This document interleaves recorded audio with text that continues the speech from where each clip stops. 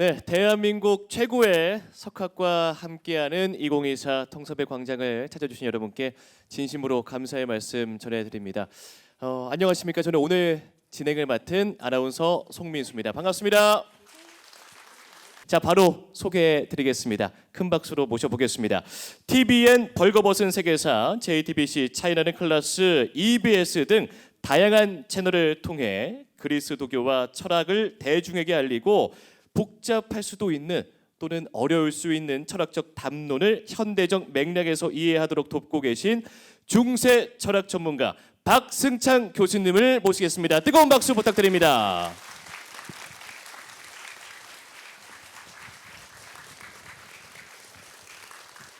네, 안녕하세요. 가톨릭대학교 철학과 박승찬입니다.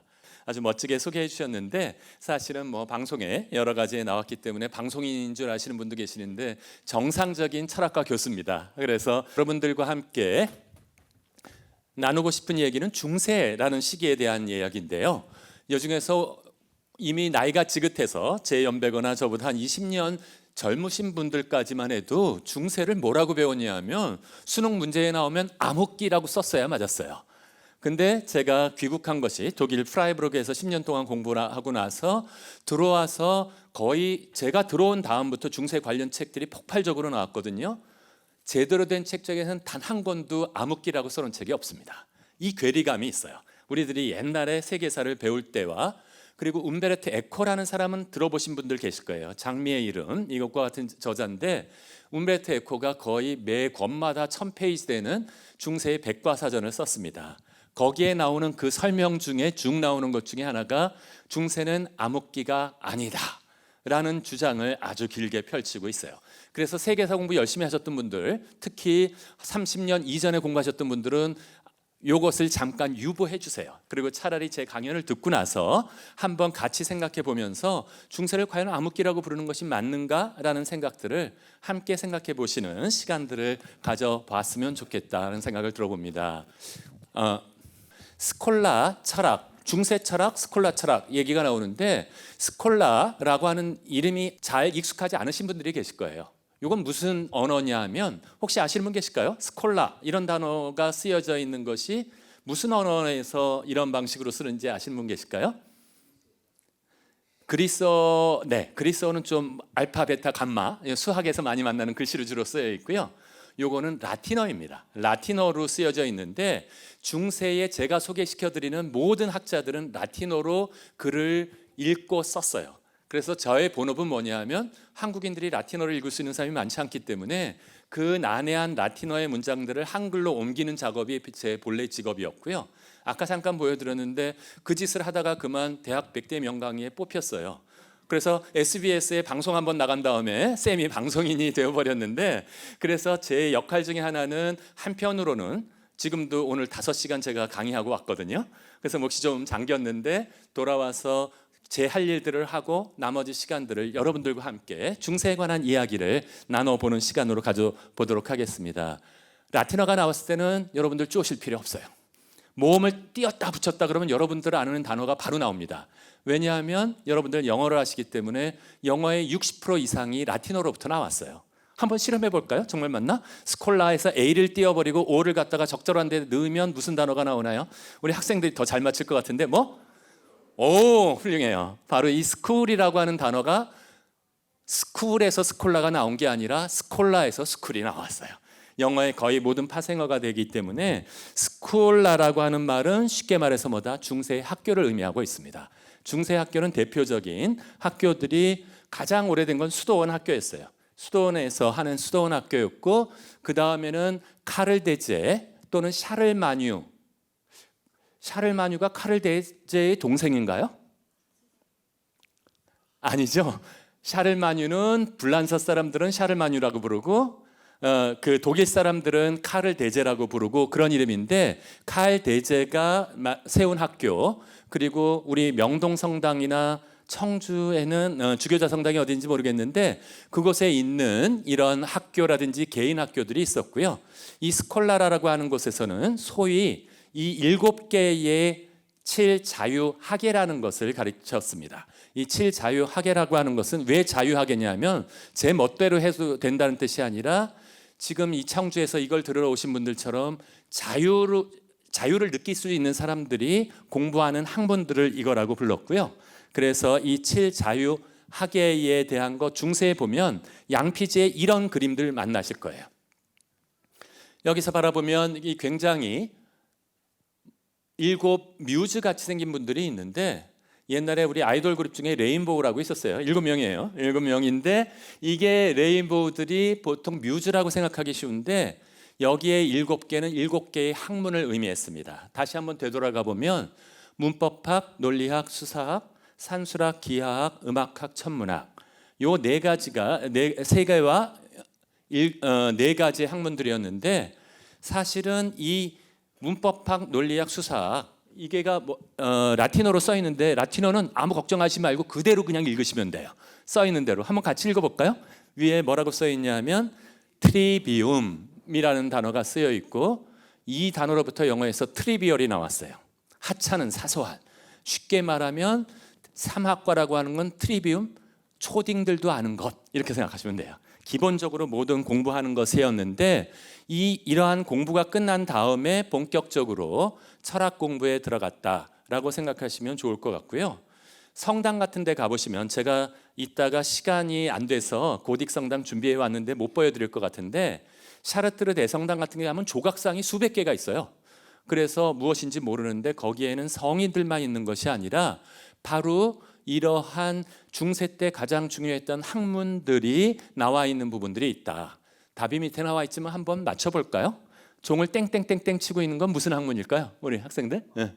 음악학이라는 것이고 요건 뭐였냐면 어떤 회초리를 들고 장난이 아주 심한 아이들을 다그치고 있는 것이는데 요게 뭐였다? 문법학입니다.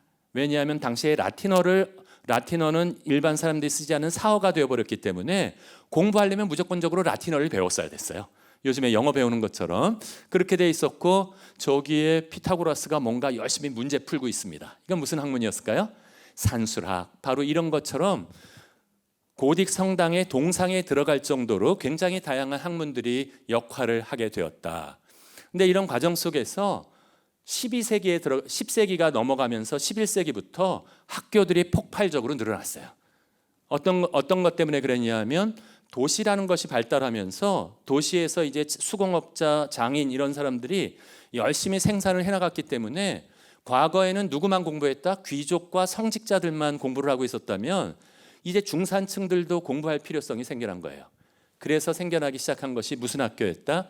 개인 학교와 주교자 성당 학교라는 것이 생겨나기 시작했고요. 제가 공부한 독일 프라이부르크입니다. 굉장히 아름다운 고딕 성당, 이런 양식의 삐쭉탑에다가 세워진 성당을 고딕 성당이라고 하는데요. 이 고딕 성당이 있는 프라이부르크를 독일어로 써 있어서 번역하기 힘드시겠지만 도와드릴게요. 프라이는 영어로 프리라는 뜻입니다. 부르크는 성이라는 뜻인데 이거는 흥미로운 이름인데 자유성이라는 도시를 가지고 있는 도시에서는 기본적으로 귀족들이 힘을 썼던 것이 아니라 상인들과 수공업자들이 기본적으로 정치 권한을 가지고 있었어요. 그래서 독일에 있는 성당 중에 거의 유일하게 이 성당만큼은 귀족이나 왕이 돈을 내서 지은 것이 아니라 상인들이 길드에서 돈을 모아서 지어냈어요. 그래서 스테인드 글라스를 보면 장화 모양도 있고 그런 모습들이 있는데 이런 분위기 속에서 어떠한 학문들이 폭발적으로 발달하기 시작했다. 스콜라 철학이라고 하는 학문이 발달하기 시작했고요. 스콜라 철학의 기본적인 공통적인 특징은 스콜라 철학의 아버지라고 불리는 캔터베리의 안셀무스가 얘기했는데 한마디로 요약하면 같이 한번 읽어봐 주실까요? 신앙과 이성의 조화. 아마 여러분들은 특히 개신교 형제님들은 신앙과 이성은 별개의 것이다. 전혀 상관없는 것이다라고 생각하시는 분들도 많을 수 있는데 스콜라 철학의 기본적인 생각은 무엇이었다? 신앙이라는 것과 이성을 어떻게 조화시킬까 하는 과제를 가지고 탐구를 해나가기 시작했다. 이 얘기는 나중에 좀 더 말씀을 드리도록 하겠고요.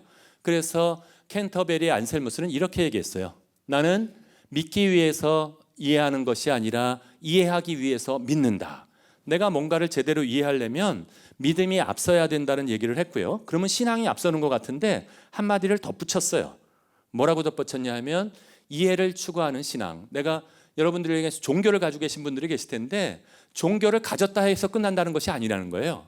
내가 믿고 있는 종교가 어떤 것을 의미하는지를 제대로 깨닫지 못한다면 여러분들 사이비 종교나 요즘에 굉장히 종교가 문제를 많이 일으키는 21세기에서도 문제를 많이 일으키고 있는데 심지어는 뭐예요?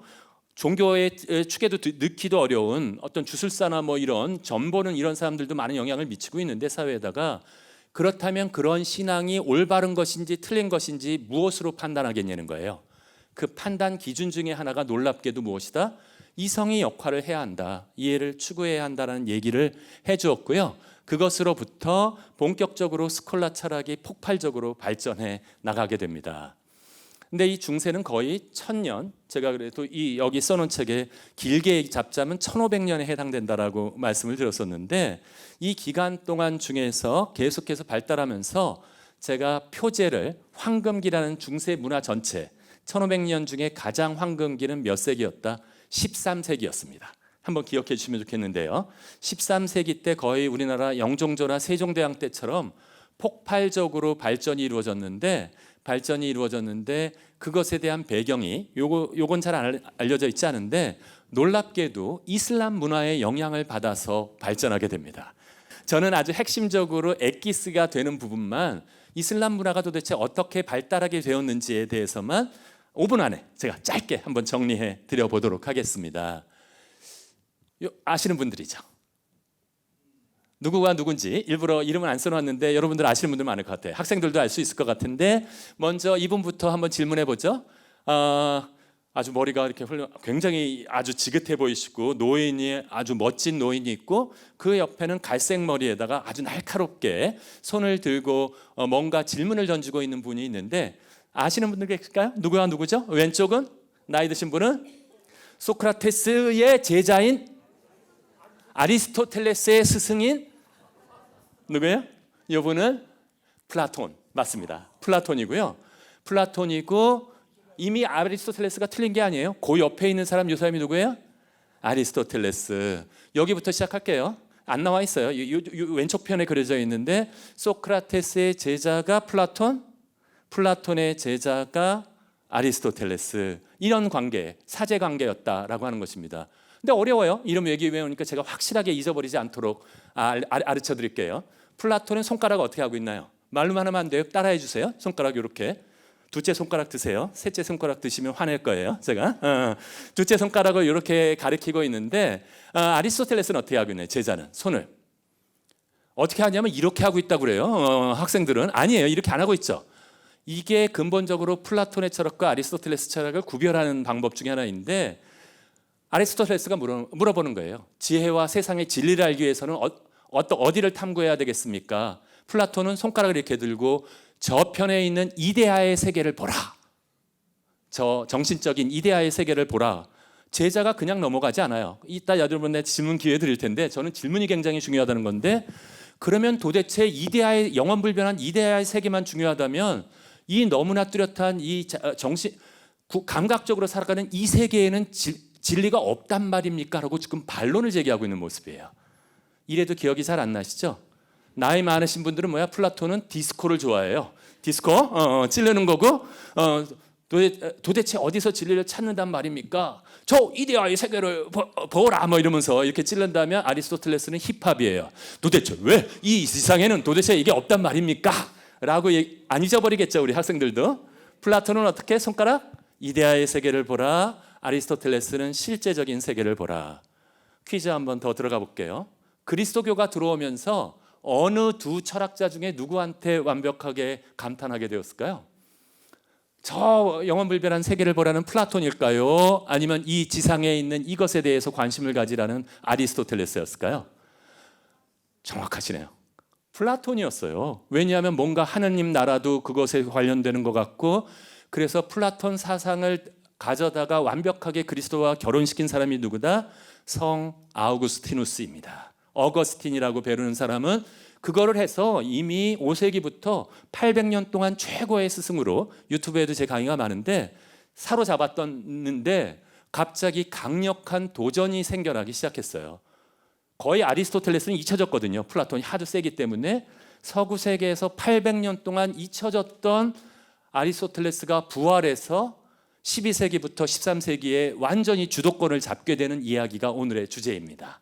한번 잠깐 또 말씀을 드려보자면 어떤 일이 벌어졌다? 거의 플라톤은 한 번도 끊기지가 않았어요. 명맥이 신플라톤주의라는 것을 통해서 끊임없이 계속해서 서구 역사 안에서 계속해서 영향을 미쳤었고요. 그것에 비하면 가장 저보고 모든 사상가를 통틀어서 단 한 명만 세계에서 역사상에서 가장 박식한 사람을 꼽아라. 저는 아리스토텔레스를 꼽습니다. 탐구한 분야를 한번 보세요. 논리학, 자연학, 형이상학, 윤리학, 정치학, 수사학, 시학. 이래도 잘 모르죠. 그러니까 쉽게 얘기하자면 논리학한 인문대학장, 자연학 연구한 자연과학 대학장, 정경대학장, 상경대학 다 해먹은 거예요. 혼자. 이게 단 한 사람이 이 모든 분야를 다 탐구했고, 여러분들이 무슨 전공을 하든지 지금의 형태로 학문적인 체계를 마련한 것은 누구였다? 아리스토텔레스였다는 것입니다. 이 대단한 사람이 서구에서 잊혀졌어요. 왜냐하면 그리스도교가 들어오면서 그리스도교에 더 적합한 것은 플라톤이었기 때문에 그만 이것이 잊혀졌는데 어떻게 다시 등장하게 되었다? 그래서 아리스토텔레스는 논리학 선생인 줄만 알았어요. 왜냐하면 가장 먼저 저술한 것이 논리학이기 때문에 논리학 선생인 줄만 알았는데 놀라운 일이 벌어지게 됩니다. 여기 한번 봐주세요. 그러니까 아라비아 반도로 시작한 이슬람이 지중해 연안을 다 먹었을 때 갑자기 로또를 맞게 됩니다. 이슬람 사람들이. 이슬람 사람들은 그다지 문화가 그전에는 뛰어난 것이 아니었어요. 정복 운동이 아라비아로부터 시작돼가지고 이것이 나가게 되었을 때 갑자기 점령한 땅에서 어마무시한 책들이 발견되었는데 그중에 가장 중요한 책들은 아리스토텔레스의 책들이었습니다. 이것이 발견이 되면서 하필 그럴 때 거기에서 아랍 쪽에서 세종대왕 같은 양반이 한번 나왔어요. 세종대왕이 한글 창제할 때 뭐를 지으셨죠? 집현전 지으셨죠. 거의 똑같은 일이 그 아랍에서도 벌어지는데 알마문이라고 하는 아랍권의 세종대왕이 나타나서 아리스토텔레스의 책을 보고 놀랐어요. 이 엄청난 책을 몽땅 다 아랍어로 번역해서 도서관, 마침 충북 교육도서관인데 도서관의 중요성을 깨달았던 분이에요. 막 그림이 하나 있을 것 같은데 요거 바그다드의 공립도서관인데 이 공립도서관을 뭐로 채우기 시작했다? 아리스토텔레스의 모든 책들을 아랍어로 번역해서 이거에다가 채워 넣기 시작하면서부터 그 책을 읽은 아랍인들이 기술이 어마무시하게 발달해 나가기 시작했던 거예요. 그래서 어떤 일이 벌어졌다? 아마 아랍 사람들한테 저기 알마문이 아랍의 세종대왕이라면서요. 그러면 화낼 거예요. 야, 알마문이 세종대왕보다 500년 전의 사람인데 뭐야? 한국의 알마문이 세종대왕이다라고 할 정도였고 이 사람은 어느 정도로 그 출판업을 진행했냐 하면 아리스토텔레스의 책을 아랍어로 완벽하게 번역하면 왕이 불렀어요. 그리고 양피지를 갖다가 한쪽 저울에다가 턱턱턱 올려놓으면 왕이 친히 나와서 그 반대편에 같은 무게의 황금을 얹어놓는 거예요. 제가 번역 엄청나게 많이 했는데 제가 시기를 잘못 태어났어요. 아랍권의 알마문 시대 때 태어났으면 저 강연하러 안 다녀요. 몇 권 책 번역하고 살 수 있었는데 이 문화 촉진 운동이 곧 무엇을 했다? 아랍 문화가 낙타 타고 다니던 양반이 서구의 문화를 다 흡수해들이기 시작했어요. 그때부터 아랍 문화가 발전하기 시작하는데 무엇이다? 화학, AL로 시작하는 영어 단어들이 있어요. 대표적인 거 혹시 누구 좀 도와주실 분 있을까요? AL로 시작하는 영어 단어 아는 것 좀 대봐요. 오, 맞아. 알루미늄, 알칼리, 아빠들 좋아하시는 알코올 이런 거 전부 다 AL로 시작하는 이 단어들은 다 어디로부터 넘어온 것이다? 아랍어로부터 넘어온 것이다.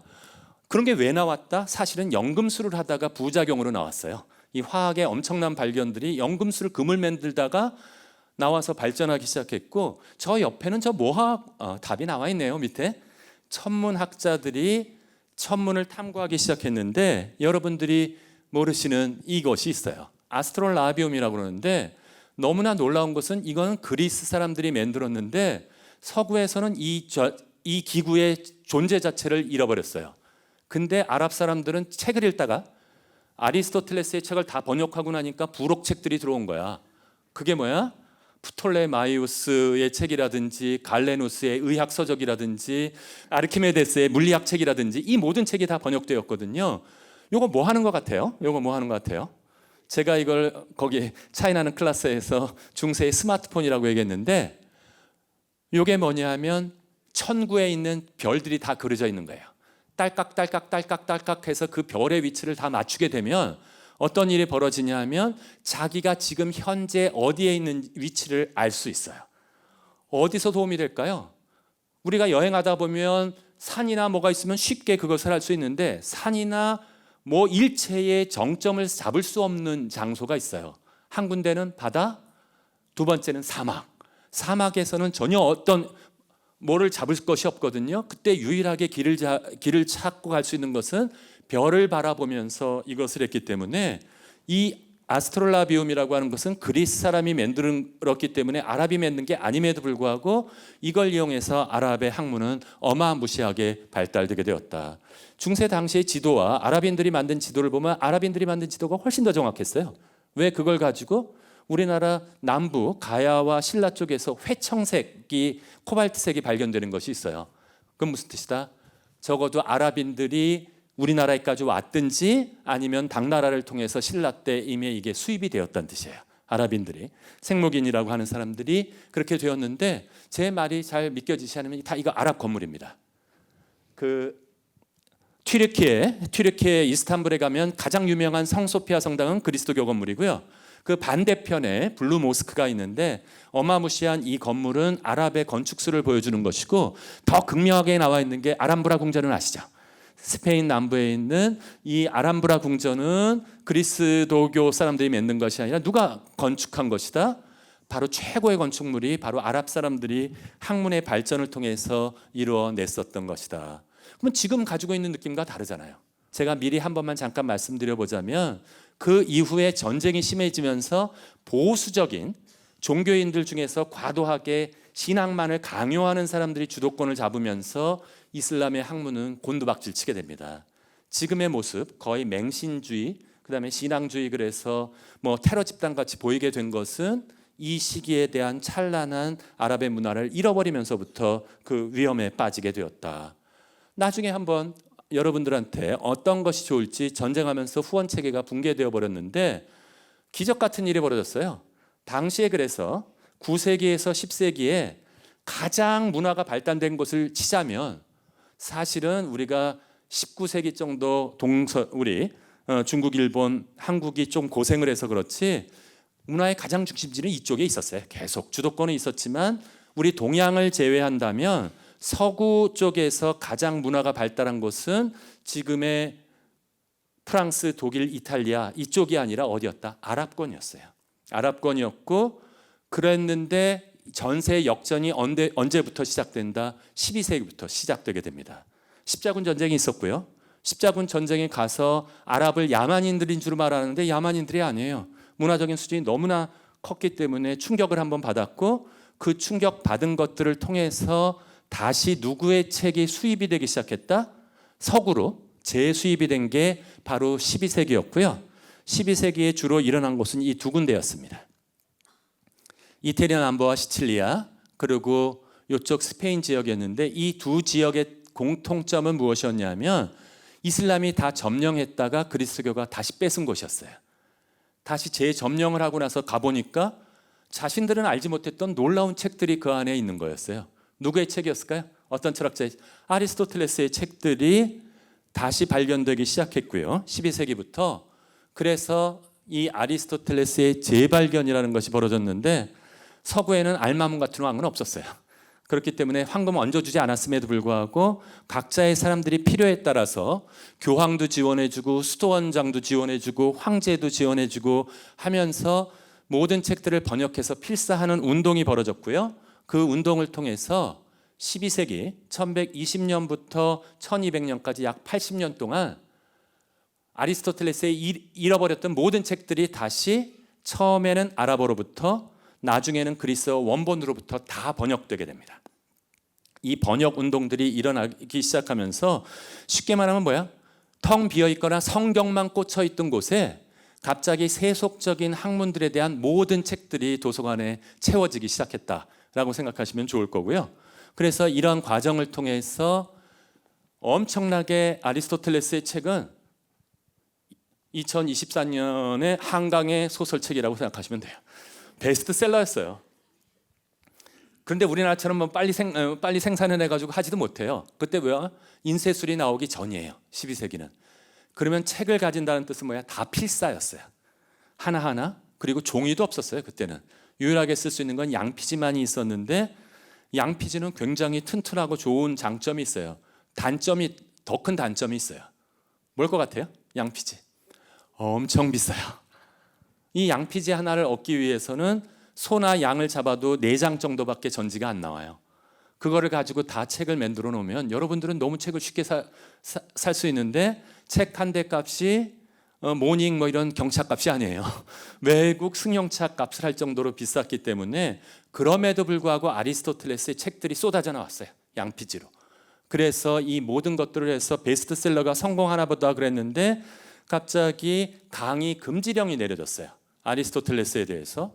여기에서는 기준이 무엇이었다? 당시 그리스도교가 주도권을 잡고 있었던 시기였기 때문에 그리스도교에 위험이 된다라는 판단에 의해서 그만 아리스토텔레스에 대한 강의 금지령이 내려졌었습니다. 한 가지 정도만 얘기해 볼게요. 아랍 사람들은 세계가 영원으로부터 영원히 계속해서 존재한다라고 생각했어요.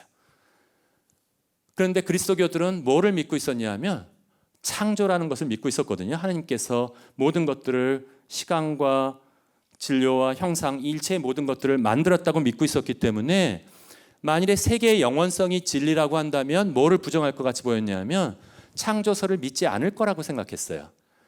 그리고 또 다른 것은 아리스토텔레스는 자연과학적인 지식이 엄청났거든요. 그래서 아리스토텔레스의 추종자들은 자연과학은 절대로 틀릴 수 없다. 요즘에 가끔 자연과학자들, 저도 식품과학 하다가 신학과 철학으로 들어왔는데 일부 어떤 자연과학자들은 거의 자연과학이 신앙이에요. 자연과학이야말로 모든 진리를 담고 있다고 생각하는 사람들이 있는데 하나도 예외가 없다면 종교인들은 무엇에 대한 두려움을 가졌다? 기적이 불가능하잖아요.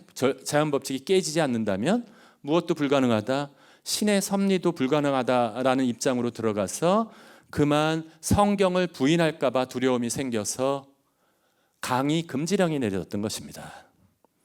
한번 볼까요? 잘 지켜졌는지. 1210년, 1215년만이 아니라 1231년, 1246년 계속해서 강의 금지령이 내려졌는데 그러면 잘 지켜졌다는 뜻일까요? 잘 지켜지지 않았다는 뜻일까요?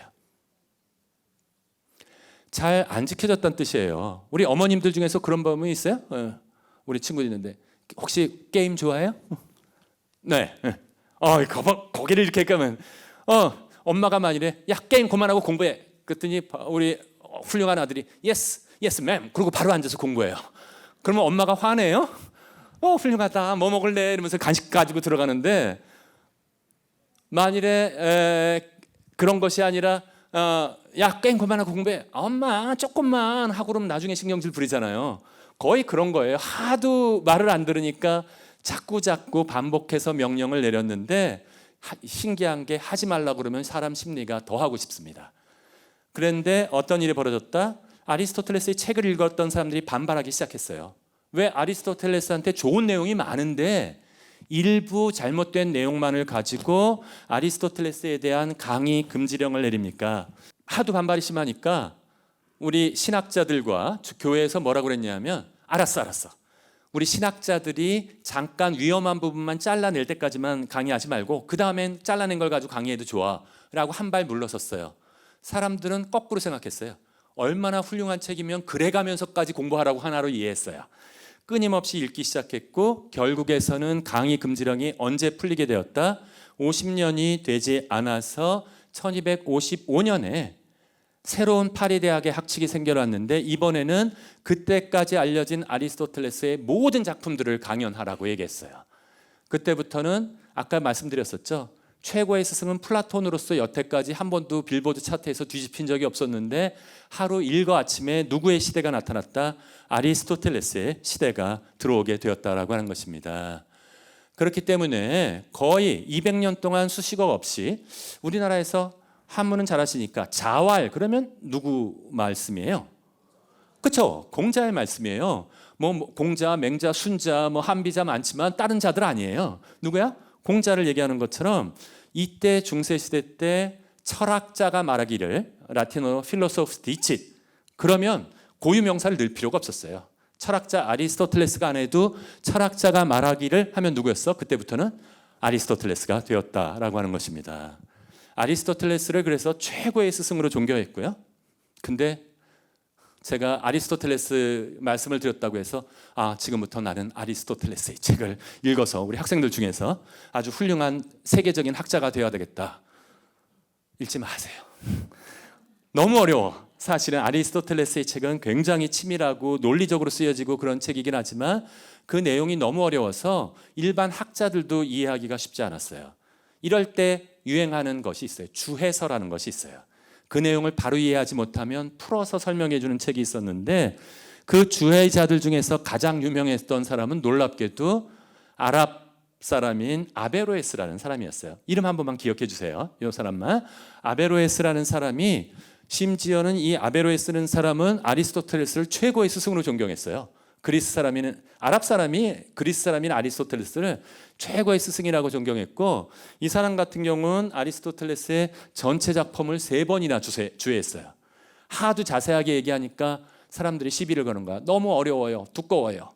그러니까 그만 어떻게 했어? 줄여줬고 그것도 길어요. 요즘엔 줄여달라고 그러잖아요. 3번이나 주해할 정도였고 그 주해서를 통해서 이제 아리스토텔레스가 전체 12세기에서 13세기에 나온 대부분의 철학 작품은 누구의 작품이었다?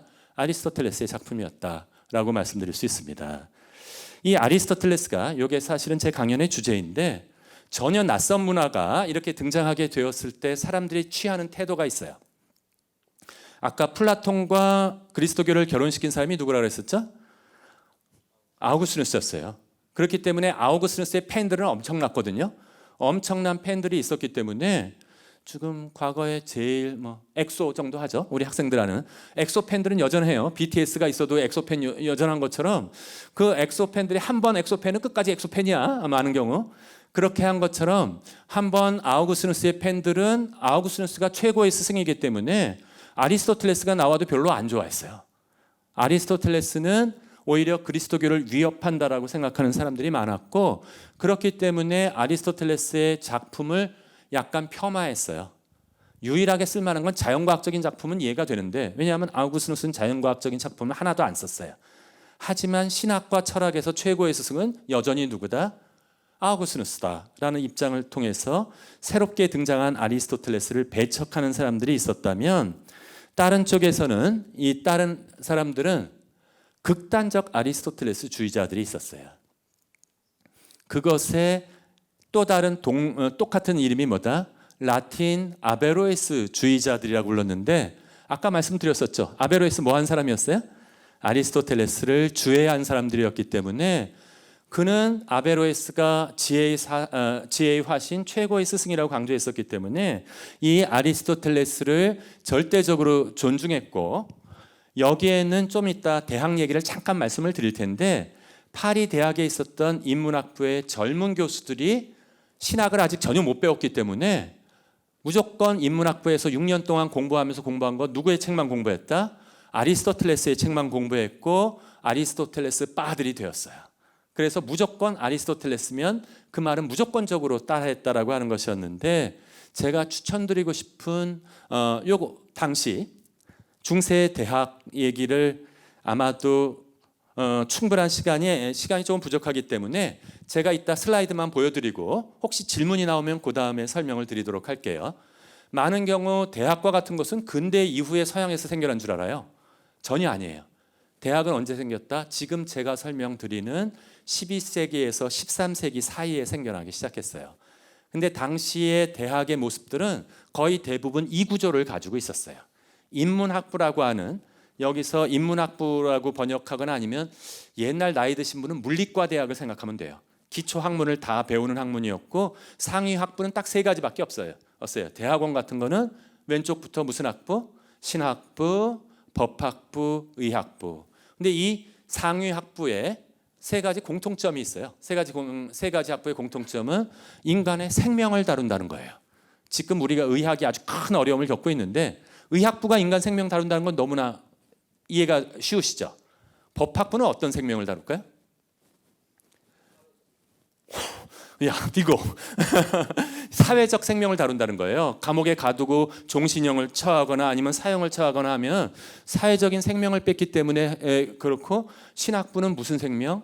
죽고 나서의 영적 생명까지 다룬다는 거예요. 이 구조의 특징은 뭐다? 인간의 생명을 다루는 학부들은 너무나 소중하기 때문에 충분하게 인간과 세계에 대한 이해를 공부한 다음에야 올라갈 수 있다고 생각한 거예요. 그래가지고 중세 때는 이 틀을 가지고 있었다. 근데 제가 유학하고 돌아오니까 우리나라 교육개혁한다고 난리가 났더라고요. 그러더니 그 다음에 나온 게 뭐야? 의학 전문대학원? 결국엔 실패했지만 쉽지 않아요. 그 다음에 뭐야? 로스쿨. 중세 대학의 본래적인 모습으로 돌아갔다. 하지만 저는 그 시도가 실패했다라고 하더라도 의미가 있어요. 의사와 법학, 그 다음에 성직자들이 되려면 적어도 무엇에 대한 기본적인 이해가 있어야 되겠다. 인간과 세계에 대한 이해를 토대로 해서 올라갈 때만 제대로 이해될 수 있는 훌륭한 전문가들이 나타날 수 있다. 정말 한번 부탁하고 싶어요. 지금 국가에 대한 문제와 의학이 지금 첨예하게 맞서면서 정말로 제대로 된 의학교육과 제대로 된 법학교육과 제대로 된 성직자들이 우리들을 이끌어 줄 수 있을 때에만 우리 사회는 제대로 나아갈 수 있을 것 같다. 근데 무슨 문제가 생겨났다? 돈이 많은 애들은 바로 올라갔어요. 상위학부로 올라갔지만 돈이 없는 친구들은 인문학부에서 한 다음에 인문학부 교수 생활을 하면서 돈을 벌어서 상위학부로 올라갔어요. 관심 있는 사람들은. 그렇기 때문에 한번 보세요. 이 구조에서 보면 인문학부의 학생들은 신학을 알까요? 모를까요? 한 번도 배울 기회가 없었어요. 그렇기 때문에 이 인문학부의 학생들은 신학을 몰랐기 때문에 라틴 아베로이스주의 또는 극단적 아리스토텔레스주의는 어디서 가장 많이 나왔다? 여기서 나왔어요. 인문학부에서.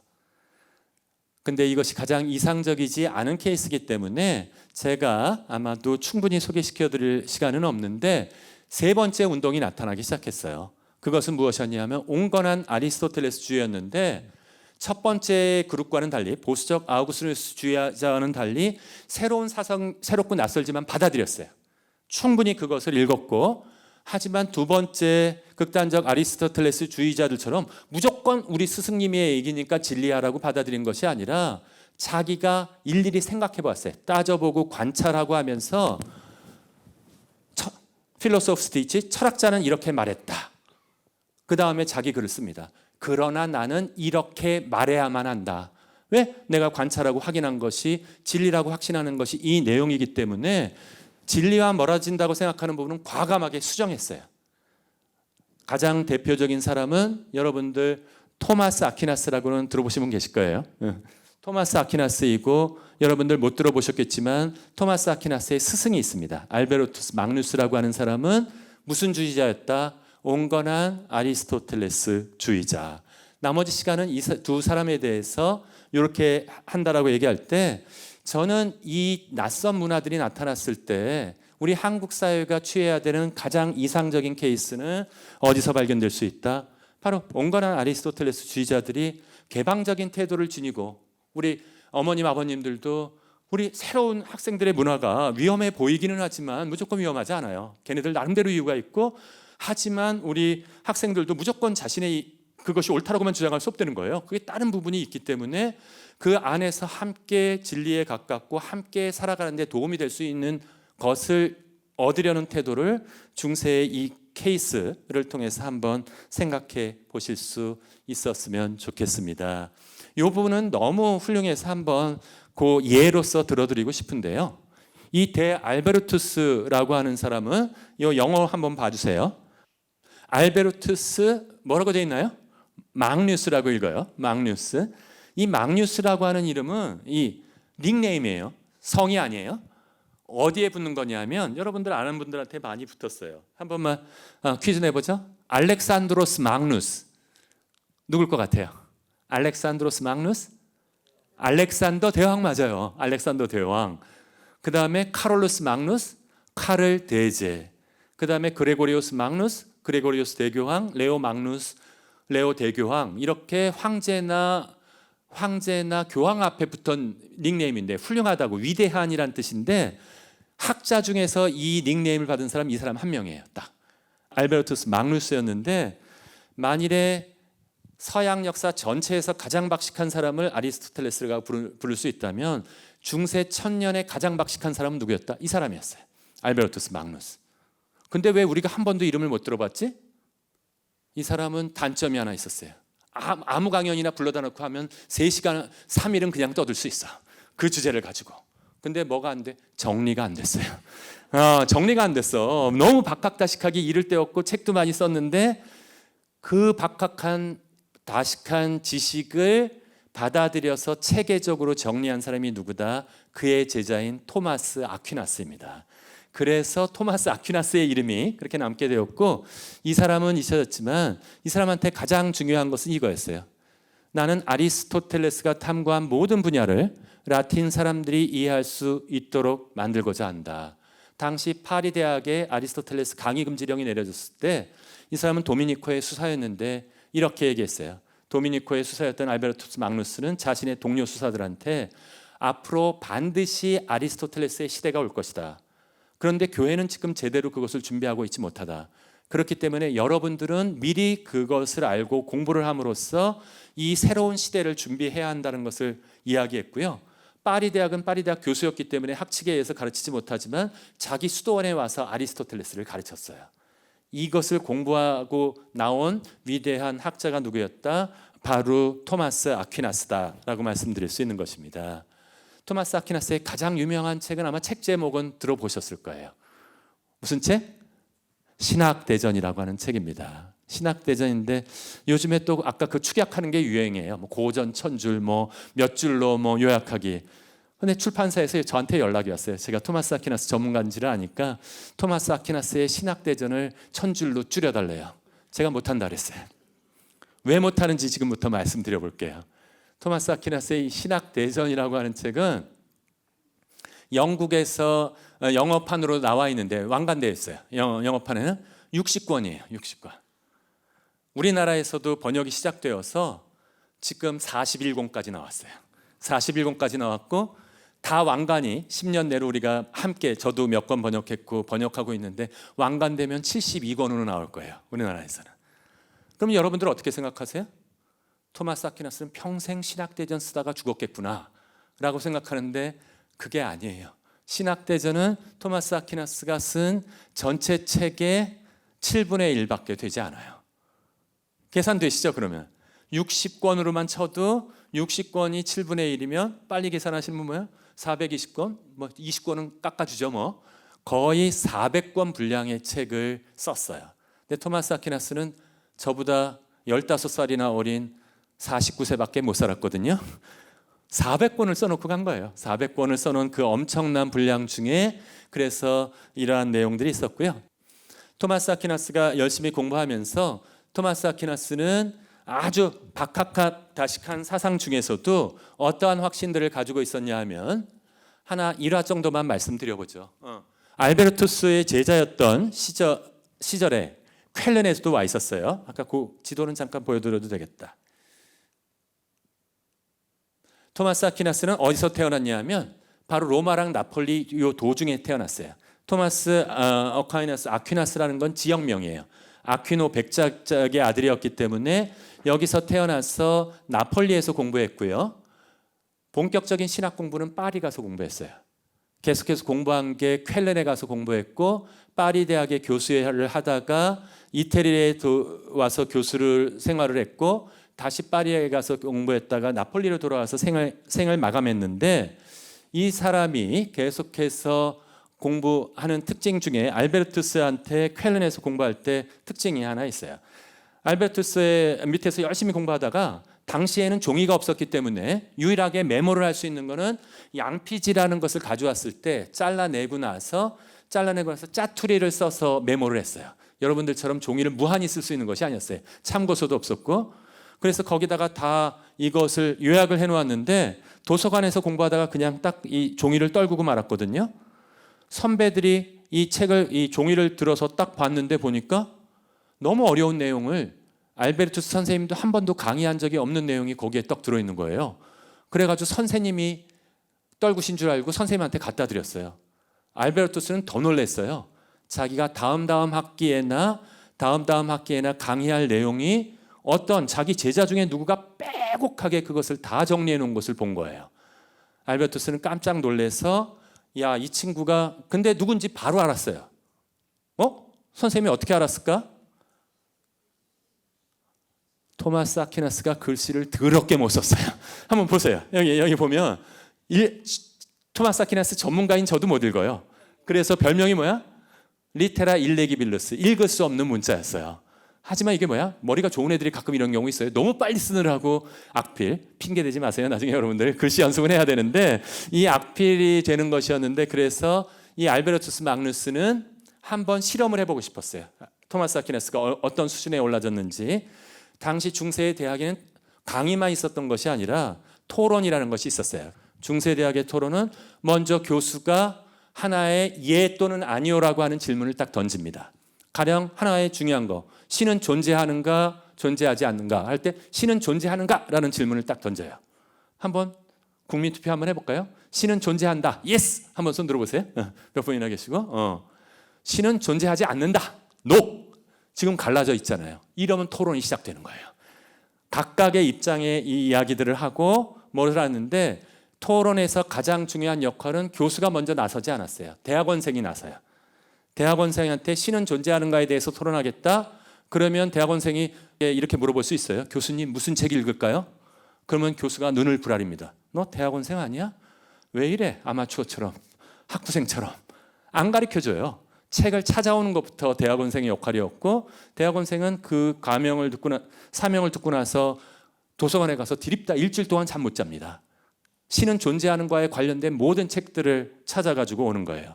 중세 대학의 토론은 이틀에 걸쳐서 이루어졌는데 이런 방식으로 이루어집니다. 요즘엔 방금 보신 것처럼 신앙인들도 많지만 신앙인, 무신론자들도 굉장히 많고 과학적인 사실을 신이 부정하다고 최근엔 리차드 도킨스가 만들어진 신에서 아주 까버렸습니다. 유신론자를. 그러니까 우리 한번 신에 대해서 토론해 봅시다. 이러면 그 다음에 누가 나와? 대학원생이 나와서 답변을 쭉 하는 거예요. 하루 종일 했어요. 여러분들처럼 뭐 1시간만 잠깐 듣는 1시간 반만 듣는 게 아니에요. 오전 오후를 다 쓰고 있는데 그 사이에 그러면 대학원생 너무 피곤하겠죠. 또 하나 죽어나는 사람이 있어요. 그 앞에서 이 모든 토론 내용을 필사하는 자 있어. 속기하고 그 속기한 내용을 그러면 누구에게 전해준다? 교수는 좋아요. 첫날은 끼어들지 않아요. 고개를 끄덕거리면서 그건 아닌데 이렇게 판단만 하고 있다가 속기사가 그거를 건네주면 그때부터 교수는 밤새야 돼요. 왜? 바로 다음날 이것에 대한 교수의 결정문을 발표했어야 됐어요. 나는 이렇게 생각한다. 그럼 자기가 문제 낸 거니까 자기가 정답을 하니까 하면 되잖아. 그 정도가 아니었어요. 자기와 다른 의견이 있잖아요. 저는 가톨릭에서 신이 존재한다라고 믿는 사람인데 아까 꽤 많은 분들이 신이 존재하지 않는다는 것을 이유를 가지고 생각했을 거 아니에요. 신은 존재하지 않는다. 그게 토론에 다 드러났거든요. 둘째 날 그걸 하나하나 답변해 줬어야 됐어요. 끝내주죠. 그걸 갖다가 알베르투스 마그누스가 토마스 아퀴나스에게 시켰어요.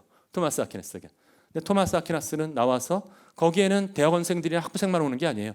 앞에 이렇게 쫙 지금 보니까 첫 줄에 앉으신 분들이 굉장히 지적으로 보이시는데 이러한 굉장히 지적인 분들이 많이 와서 거기에 교수들도 많이 들어와 있었어요. 때로는 여행 온 주교들도 들어왔었고 그걸 듣고 있다가 질문들을 퍼붓는데 대학원생들한테 마구 질문을 퍼붓는 거예요. 교수들의 질문이 끝나면 그 다음에 동료 대학원생들이 질문을 또 퍼부어요. 토론하기 전까지는 대학원생들은 같이 동료 대학원생들이 친구인 줄 알았어요. 왜냐하면 같이 공부하고 그러니까.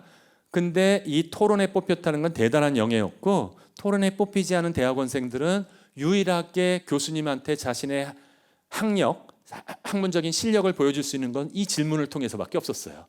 무진장 어려운 질문들이 나왔고 그래서 이틀 동안 한 주제에 관해서 거의 모든 당시에 있었던 학문적인 지식이 다 모여들었다라고 얘기해도 과언이 아닙니다. 근데 토마스 아퀴나스는 어떻게 했다? 교수님들이 막 이렇게 질문하는 거예요. 신은 존재하는가? 뭐 어떤가? 그랬더니 일부러 때로는 교수님들이 시험해보기 위해서 자기는 신이 존재한다고 믿지만 신이 존재하지 않는다는 예를 들었어요. 아리스토텔레스의 형이상학 책에 보면 이러이러한 내용이 나오는데 이런 것이 신이 없다는 증거 아니냐라고 얘기하면 토마스 아퀴나스는 네, 교수님. 그런 내용이 나오는 것은 틀림없이 맞지만 그건 아리스토텔레스의 본래 뜻이 아니라 아리스토텔레스가 자신의 의견을 하기 위해서 부정하는 뜻으로 그걸 인용한 것뿐입니다. 다 알고 있어요. 다른 사람이 뭐라고 물으면 그거 하나하나 답변을 했어요. 알베르투스 마그누스는 처음에 입이 이렇게 벌어졌지. 그러다가 오후에 들어가면서 알베르투스 마그누스의 표정이 굳었어요. 아무도 몰랐는데 갑자기 알베르투스 마그누스가 토론을 중지시켰어요. 토마스, 오늘 자네의 역할이 뭔가? 여태까지 어려운 철학적인 질문을 완벽하게 다 답변을 해냈는데 갑자기 토마스가 말문이 막혔어요. 선생님, 네, 무슨 말씀? 오늘 자네의 역할이 맡은 것이 무엇이냐고 그랬더니 토론을 맡은 대학원생입니다. 주눅이 들어서 토마스가 얘기했더니 알베르투스가 이렇게 꾸짖었어요. 그런데 왜 교수처럼 답변하나? 아시겠어요? 대학원생은 준비하는 것이 최종 결정은 교수가 내리는 것인데 토마스 아퀴나스는 이렇게 움츠러들었어요. 심지어는 전설에 의하면 나가 있어까지 당했대. 그러니까 그 대학원생들이 얼마나 거박 왠지 토마스 그렇게 까불더라. 올 줄 알았어. 쌤통이다 그러고 있는데 이제는 진짜로 알베르투스 마그누스가 화를 내면서 얘기했어요. 자네들은 토마스가 가장 어린 대학원생이었기 때문에 토마스보다 10년 이상 더 내 밑에서 공부를 했는데 어떻게 단 한 번도 저런 토론을 해내지 못했단 말인가 하면서 그 다음에 한 말이 이 말입니다. 저 벙어리 황소가 입을 여는 순간 온 세상이 깜짝 놀랄 것이다 라는 이야기를 했고요. 벙어리 황소는 누구를 가리킨다? 토마스 아퀴나스가 워낙 몸집이 컸어요. 말이 없었어요. 그래서 이 벙어리 황소가 입을 여는 순간 온 세상이 깜짝 놀랄 것이다 라고 얘기했고 그 예언은 실제적으로 이루어져서 파리 대학의 최고의 교수가 되고 신학대전을 남겨놓게 됩니다. 토마스 아퀴나스는 이성과 신앙의 조화가 스콜라 철학의 과제였는데 이걸 완성했다라고 얘기해요. 한마디로 만약에 요약한다면 이거예요. 같이 한번 읽어주실 수 있는 분들, 보이시는 분들은 읽어주셨으면 좋겠는데 은총은 자연 본성을 파괴하는 것이 아니고 오히려 완성하기 때문에 자연 이성은 신앙에 조력해야 한다. 이게 토마스 아퀴나스의 확신이었는데 인간들은 자연 본성을 가지고 있어요. 인간들의 자연 본성 중에 가장 중요한 것은 인간의 정의에 나와 있어요. 아리스토텔레스의 정의였는데요. 한번 괄호 넣기 해주시세요. 인간은 땡땡적 동물이다. 인간은 사회적 동물이라는 말이 너무 유명해서 그렇게 얘기하는데 그러면 큰일 나요. 여러분들. 이게 왜 그러냐면 그것도 아리스토텔레스의 말이에요. 맞아요. 근데 인간이 만일에 사회적 동물이라면 사회적 동물은 인간만 있지 않아요. 개미, 벌 이런 거 다 사회적 동물이거든요. 이따 강연 끝나고 나가시면서 여러분들은 조심하셔야 돼. 개미를 밟으면 살인자가 되는 거야. 이 사회적 동물을 죽였으니까. 더 적합한 정의가 따로 있죠. 벌써 떠오르신 아까도 대답하신 분이 계신데 인간은 무슨적 동물이다? 이성적 동물이다. 사회적 동물이다라는 것도 아리스토텔레스가 얘기했지만 정의는 어디에 해당된다? 이성적 동물이다. 이 인간의 본성의 가장 중요한 것은 이성이라고 얘기했기 때문에 자연 본성을 파괴하지 않는다는 뜻은 우리가 하느님에 대해서 종교에 대해서 뭔가를 생각할 수 있는 이 힘을 뺏어가지 않는다는 거야. 종교인이 들어왔다 해서 자 지금부터 너 그리스도교에 들어왔지, 너 불교에 들어왔지, 그러면 칩을 바꿔줄게. 네 머릿속을. 이 일이 벌어지지 않아요. 실제적으로도 안 벌어져. 모든 종교인들이나 이 모든 사람들은 자신이 가지고 있는 이성과 사랑에 대한 힘과 이 모든 힘은 그대로 본성으로 남아있고 이게 인간들의 나약함과 그것을 누가 메꿔준다? 신의 은총으로 채워진다라고 보는 것이 맞다라는 것이 토마스 아퀴나스의 입장이었고요. 그렇기 때문에 토마스의 확신은 이거였어요. 그리스도교의 계시와 철학적인 진리는 상호 경쟁적이지 않으며 상호 보완적이다. 계시에서 알려준 것이다 라고 얘기하더라도 그래서 토마스 아퀴나스는 전에 이렇게 생각했어요. 두 가지 영역이 다르다는 거야. 인간의 이성으로 탐구할 수 있는 영역, 여러분들이 일반적으로 도서관에서 읽을 수 있는 일체의 모든 책들은 인간의 이성으로 도달할 수 있어요. 이 자연과학에 탐구하는 영역, 자연과학의 독립적인 힘으로 다 탐구될 수 있어요. 이 수능 다가오는데 수능 되면 바빠지는 곳들이 있어요. 어디? 종교 기관들이 바빠져요. 청주도 예외 없어. 영어만 되는 더 바빠져. 팔공산 이런 거. 근데 그래요. 엄마들 마음은 이해가 가지만 엄마들이 가서 기도하면 애들이 수학 문제 갑자기 잘 풀던가요? 그런 일은 벌어지지 않아요. 이거는 신앙을 가지고 이성에 대한 부분을 그렇게 할 수 있는 부분은 아니야. 이건 뭐야? 이성은 이성의 힘만으로 독립적으로 그 안에서 찾을 수 있는 가능성이 충분히 있다는 거예요. 그런데 또 무엇이야? 다른 영역도 있다는 거야. 인간의 이성의 영역만으로 들어갈 수 없는 영역이 있다고 생각했어요. 그리스도교 안에도 있고 불교에도 있고 이슬람에도 있는데 그 영역 중에 가장 대표적인 것은 육화 사건, 성육신 사건이에요. 하느님의 아들이 이 땅에 내려와서 인간이 되었다라고 하는 건 이성으로 한 번도 생각해 보지 못했어요. 어떤 철학자도. 이거는 되지 않고 그것과 연관된 그리스도교의 교리가 뭐야? 삼위일체설이에요. 그리고 그리스도교에서는 육체의 부활을 가리키는데 이게 쉬운 문제인가요? 육체의 부활? 몇 세의 나이로 부활할 것 같아요? 어떤 때의 육체의 상태로 부활할 것 같아요? 만일에 마지막 죽는 순간에 육체로 부활한다면 장수한 사람은 다 꽝 뽑은 거야. 온갖 다 망가진 상태로 부활하고 아기 상태로 부활하나요? 사고 나서 다리 잘라진 사람은 어떻게 되나요? 이런 것과 같은 것들은 순수하게 이성적인 생각만으로는 그것을 찾아낼 수 없는 부분이라는 거야. 그럼에도 불구하고 육체의 부활을 믿는다면 그것은 무엇을 토대로 해서 신앙을 토대로 해서 최후 심판과 같은 이런 진리들은 토마스 아퀴나스는 적어도 이성만으로는 도달하지 못하는 영역이고 신학의 영역이 필요하다. 별개의 영역들이 있다. 하물며 그렇기 때문에 거꾸로 반론도 돼요. 과학자들이 자신들이 탐구할 수 있는 영역으로 신의 무게는 얼마나 나갈 것 같아요? 자연과학에서는 다 물질적인 부분에 대한 최고의 답은 어디서 얻을 수 있어? 자연과학에서 얻을 수 있어요. 저도 맨날 실험했고 그런 실험했어요. 저희 회분 실험, 분석 실험하면 일단 다 태워요.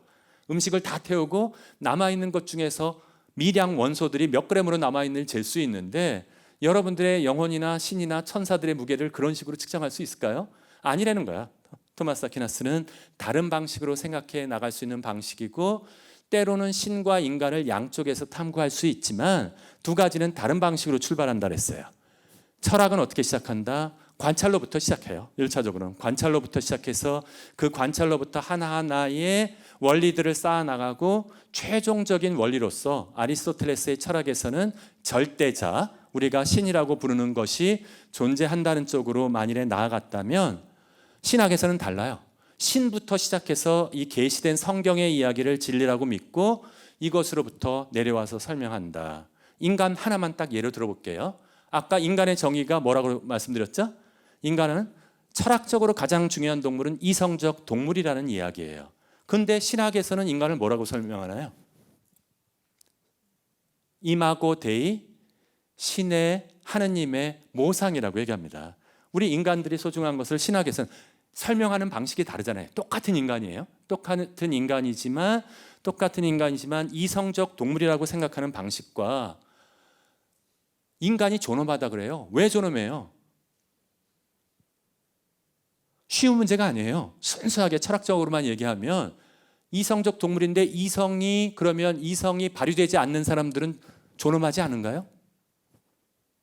생각해 볼 만한 문제 아니에요? 이성적 동물이라 했으니까 이성적 동물이기 때문에만 존중될 수 있다면 사실은 인간의 존엄성에 대한 기본적인 생각은 어디로부터 나왔다? 신의 모상이라는 생각으로부터 나왔어요. 하느님의 모상이라는 생각과 같은 것으로부터 하느님이 만드신 창조물 중에서 가장 소중한 이 인간들의 역할을 충분히 해야 한다는 쪽으로 해나갔기 때문에 토마스 아퀴나스가 바라볼 때는 철학적인 관찰과 신학적인 관찰이 함께 진리를 추구해 나가는데 함께 노력해 갈 수 있다라는 것들이 그것이었고요.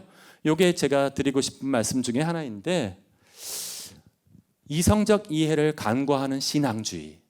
저는 놀랐어요. 21세기에 이렇게 과학이 발달된 시대 때 또다시 우리가 불안하니까 사람들이 불안해지게 되면 종교를 찾게 돼 있거든요. 그리고 거의 맹신적으로 자신들을 성적으로 희롱하는 그런 종교인들한테 빠져들기도 하고 종교인들의 21세기라는 게 우스울 정도로 정치적인 영역에까지 그런 것들이 저는 이것을 신앙주의라고 부르는데 혹시 그런 분 계세요? 신앙의 장점이 있어요. 무진장한 힘이 나와요.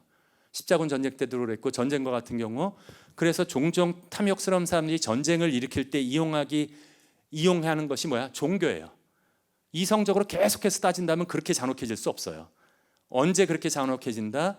이성적으로 종교적으로 저것들은 사탄의 아들이고 뭐라고 얘기하게 되는 순간 인간의 이성들이 마비되어서 그것에 대한 잔혹한 행위로 나아갈 수 있다.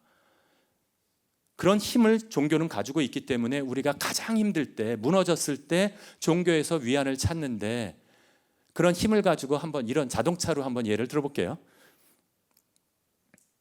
너무 마력이 좋아요. 한 600마력 돼. 그래가지고서 뭐 제네시스 이런 게 300마력밖에 안 되는데 600마력이어서 100km까지 도달하는데 3초밖에 안 돼. 슈퍼카야. 그럼 우리 남자들은 타보고 싶거든요. 근데 그래요? 타보세요. 이거 타보세요. 그래서 기꺼이 키를 주면서 타보러 가니까 너무 좋아서 타려고 그러는데 한 가지는 조심해야 될 건 브레이크는 없어요. 느낌 오시죠? 종교라는 것이 무진장 힘이 세서 달릴 수 있는데 만일에 그게 브레이크가 없고 더더군다나 조향장치가 없어서 어느 방향으로 나가는지를 우리가 선택할 수 없다면 그러한 종교나 그런 것들을 갖다가 무조건적으로 옳다라고 믿을 수 있냐는 거예요. 신앙주의에 대한 부분이 있고 또 다른 의미는 사실은 근대 이후에 나타나면서 현대 철학이 바로 이것 때문에 나타났는데 서양 근대 철학의 가장 특징은 이성에 대한 절대화예요. 인간 이성이 다 이루어질 줄 알았어요. 자연과학이 발달하면서 모든 문제들이 다 해결될 줄 알았다는 거예요. 우리 모두 코비드19를 체험했는데 해결이 되든가요? 불치병 고쳐달라고 얘기하지 않잖아요. 우리가 바이러스 좀 죽여가지고 우리를 안전하게 살아달라고 하는데 그 과학자들이 전부 다 모여서 과학자들이 코비드19 완전히 해결했나요? 하나도 해결 안 됐어요. 우리가 면역이 생겨나고 자연적인 힘으로 되돌렸을 뿐이에요. 그런데도 종종 무엇이 마치 인간의 이성만으로 모든 것을 해결할 수 있는 것처럼 지난 여름 무진장 더우셨죠? 예언이 나오잖아요. 가장 시원한 여름일 수도 있다. 무슨 뜻이에요? 기후 변화라든지 우리 인간들이 이성을 가지고 한다라고 하면서 자연을 이렇게 파괴해 놓은 것에 대해서 근본적으로 맹목적으로 따라가는 독단적인 이성주의와 같은 쪽으로 빠지게 된다면 이게 위험하다는 거예요. 그렇기 때문에 저는 신앙인 아니셔도 좋아요. 하지만 어떤 의미에서 이성으로 모든 것이 해결될 수 있을 것이다라고 약속하는 사람들 전부 다 믿지 마세요. 정말로 진짜 과학자들, 진짜 좋은 의사 선생님들 보세요. 저희 아버님이 얘기한 것이 있어요. 저희 내과 의사 평생 사셨던 분인데 약 안 먹으면 14일 아프고 약 먹으면 2주일 아프대요. 그러면서 아버님이 뚜렷한 것이 있으셨어요. 나는 의사지만 자연적인 치유의 힘을 도와주어서 이것을 치유해 주는 것이지 특별하게 뭐가 아니다. 꼭 그럴 필요도 없이 끊임없이 자연과학이 발달하면서 우리가 많은 도움을 받고 있지만 그것들도 자연의 힘에 의해서인 거고 진짜 탐구하는 사람들은 저는 옳은 방향이라고 생각해요. 어떤 의미에서 이 두 가지 이성과 또 다른 의미에서 신뢰와 이 관계에 대한 조화가 이루어질 때에만 우리들은 진정한 의미에서 올바르다고 생각하고 사실은 제가 두 가지 다른 낯선 상태를 만나게 되었을 때는 자기 주체의식이 굉장히 중요해요. 온건한 아리스토텔레스 주의자의 대표였던 알베르투스 마그누스와 토마스 아퀴나스의 입장은 뭐였냐면 개방적으로 받아들여요. 하지만 나의 줏대와 나의 생각은 충분히 있어야만 해요. 그리고 그것을 가지고 자신의 주체의식을 지키면서 개방성을 지닐 수 있다면 이것이야말로 우리 젊은 이 어려운 강연을 졸지도 않고 끝까지 들어준 우리 친구들이 자신감을 가지고 내가 힘을 가지고 개방적으로 모든 것들을 받아들여서 배워나갈 수 있다면 아마 우리나라에서 음악 분야뿐만이 아니라 BTS, 블랙핑크처럼 뿐만이 아니라 학문적으로도 이제 문학상 나왔으니까 이제 과학상, 화학상이나 경제학상 한번 나와야죠. 그런 사람들이 그 이후에 나오게 되지 않을까. 그걸 기대해 가면서 오늘 제 강연의 내용 부분은 마치도록 하겠습니다. 네, 감사합니다. 네. 조금은 가볍게 가볼까 해요. 앞서서 우리 교수님께서 조금 이제 시간에 쫓기다 보니까 좀 많이 이렇게 뛰어넘으셨는데 그 이야기도 있었죠. 식품공학을 전공하셨다가 신학교에 입학하게 된 특별한 계기가 있었는지가 궁금합니다라는 질문이거든요. 신학교 이후 사제가 아니라 중세 철학 교수님이 되신 이유가 있을까요? 라는 질문입니다.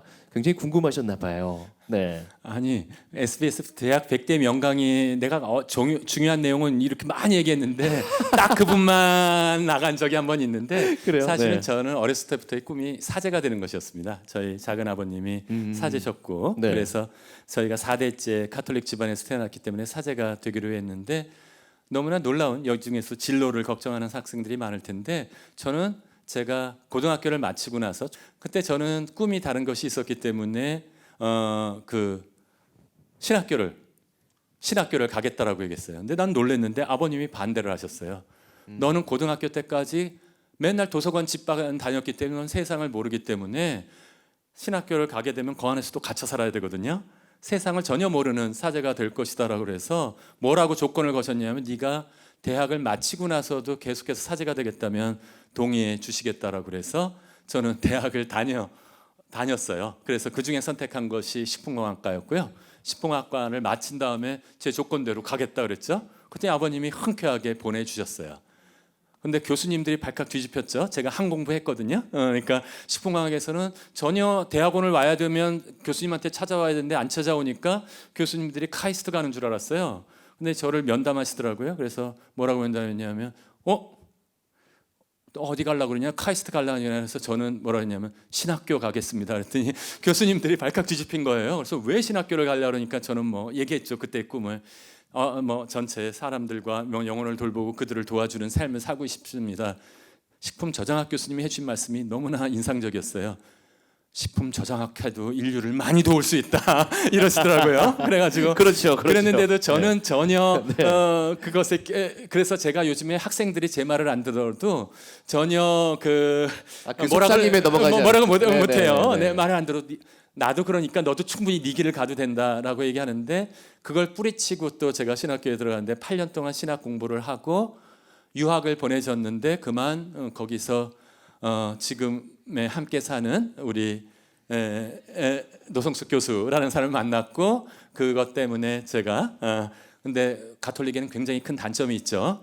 결혼하면은 사제가 못 돼요. 그래서 그 두 가지 갈림길 중에 해서 근데 제가 신학 공부와 라틴어 공부를 너무 많이 했었기 때문에 그래서 찾은 것이 중세 철학이었고 그래서 이 책에는 그래서 철학적인 내용만 담겨 있는 것이 아니라 제가 그 8년 동안 공부했던 신학적인 내용을 함께 담아서 책을 쓴 바 있습니다. 모든 유혹을 뿌리치고 이제 자신의 신념으로 유학까지 가셨는데 네. 이제 거기서 이제 사랑에 빠지신 거 아닙니까?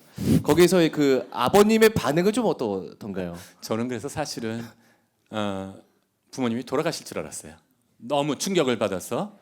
근데 알고 보면 우리 부모님의 그 멘탈도 굉장히 강하시더라고요.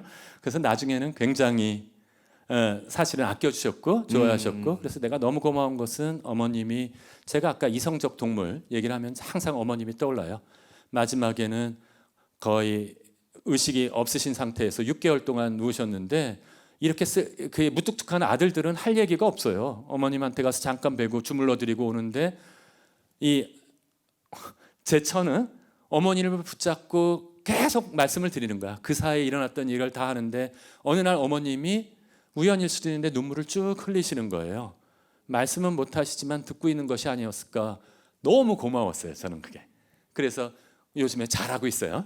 다른 의미에서 우리 젊은이들이 선택한다 그럴 때 저는 그건 확실한 것 같아요. 부모님은 학생들의 어떠한 것들을 하고 근데 너무 이상한 걸 제가 한번 봤어요. 뭐냐 하면 너무 착한 애들은 자기가 책임질 필요가 없는데도 부모님과 조부모님 걱정을 해서 하는 애들이 있어요. 그럼 내가 얘기해줘요. 부모님들이 진짜 원하시는 건 너의 행복이다. 네가 부모님 걱정 때문에 너의 재능을 묻지 마라 라고 얘기하는 때가 있는데 그런 얘기 한번 해드리고 싶어서 제 얘기를 한 거니까 한번 이해해 주십시오. 네, 아유 말씀 고맙습니다. 오히려 재밌었어요, 그렇죠? 네, 우리 박승찬 교수님의 그런 개인적인 이야기도 재밌었고요. 다음 질문 드리겠습니다. 오, 이거 좀 심오합니다. 제가 생각하는 철학적 사고란 문제의 근본을 찾아 가설을 세우고 끊임없이 질문을 해나가면서 깊이 있게 분석하는 거라고 생각을 하는데요. 제가 아이를 키우고 있는 부모, 그러니까 성인인 저도 문제를 바로 해결하고 다음 스텝으로 넘어가기 급급합니다. 우리 아이만큼은 좀 철학적 사고를 할 수 있는 아이로 자라기를 바라고 있는데요. 어떤 활동들이 도움이 될까요, 교수님? 질문인데요. 네, 사실은 네. 우리가 굉장히 교육이 발달됐고 뭐 거꾸로 교육부터 시작해서 굉장히 많은 교육 운동들이 시도되고 있는데 어떤 의미에서 우리는 대학 교육이라는 것에 모든 포인트가 맞춰져 있어요. 그래서 근데 그것이 도움을 주는 것보다도 그것에 도움이 되지 않는 것들은 다 무의미한 것처럼 얘기하는데 제가 교장 연수 같은 곳에서도 아우구스티누스의 교육관 같은 걸 한번 연수한 적이 있었는데 저한테 한번 충격을 주는 방문이 한번 있었어요. 서울에 있는 금천구 쪽에 있는 한 교장 선생님이 찾아오셨는데 저는 충격을 받은 게 뭐였냐면 인문계 고등학교였는데 그 고등학교에서는 대학 가는 학생 비율이 30%밖에 안 된대요. 워낙 어려운 동네에 있기 때문에 나머지 70% 인문계 고등학교인데 70% 아이들은 대학도 못 가는데 대학의 교육에 모든 것이 맞춰져 있는 모든 커리큘럼을 따라가느라고 고생을 한다는 거예요. 그래서 제가 물었어요. 특성화고를 가야 되지 않습니까? 그러면 그랬더니 뭐라 하냐면 특성화고도 함부로 못 간대요. 일정한 성적이 되는 애들이 가는 것이고 그것이 안 되는 애들은 또한 인문계로 들어온다는 거예요. 그래서 제가 그 교수님한테 충격을 받은 다음에 철학 교육을 어떻게 시킬까 해서 그분이 부탁해서 걔네들한테 의미 있는 걸 얘기해 달라고 그래서 제가 돈을 준비도 안 돼 있었어요. 예산도. 근데 제가 대학원생들한테 부탁했어요. 한번. 그때 대학원생들이 기꺼이 가서 그 수업을 맡아주겠다 그러더라고요. 그래가지고 그걸 수업하러 갔거든요. 수업하러 걔네들을 보냈고 그래서 난 잘 되고 있는 줄 알았어요. 그래서 어느 날 한번 방문 수업을 한번 갔는데 제가 그때 충격을 받았죠.